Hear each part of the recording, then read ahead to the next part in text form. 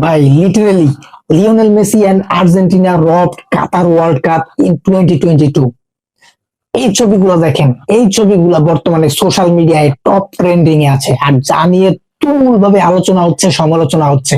যেখানে স্পষ্ট দেখা যাচ্ছে লিওনেল মেসি, ফিফা প্রেসিডেন্ট এবং কাতারের ঊর্ধ্বতন কিছু কর্মকর্তারা বসে একটা গোপন মিটিং করতেছে, আর সেখান থেকেই এরকম ছবি লিকেজ হয়েছে। এইরকম কিছু ছবি প্রকাশ করেই পোস্টদাতা সেখানে বলেছেন যে 2022 কাতার বিশ্বকাপের প্রথমেই তারা এরকম একটা মিটিং করেছে, যা থেকে লিওনেল মেসির বিরুদ্ধে আনছে বিশ্বকাপ চুরির মতো অভিযোগ।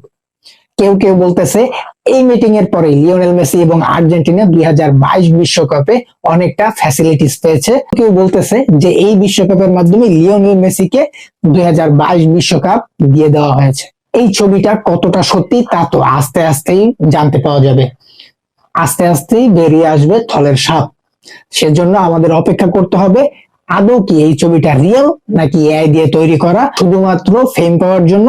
সেটা জানার জন্য আমাদের অপেক্ষা করতে হবে। আপনার কি মনে হয় ছবিগুলো কি আসলেই রিয়েল? এরকম কিছু কি আদৌ ঘটেছে? অবশ্যই মন্তব্য করবেন।